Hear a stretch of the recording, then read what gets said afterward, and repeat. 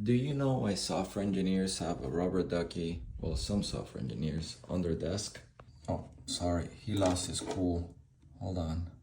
There you go.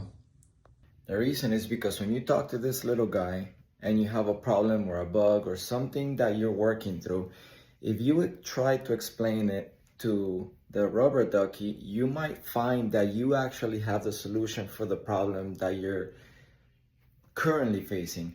So when you have a problem in your app and you're not sure what to do with it, when you're planning an app, when you're planning some logic, or you're just planning your rough draft about what you want to do, sometimes when you explain it to the rubber ducky and you are talking about the problem out loud, you will find that the solution will just come to you, because verbalizing what you're facing will get your brain thinking about what is it that's causing the problem, and you will be surprised as to how many times talking to this little guy will get you to a solution.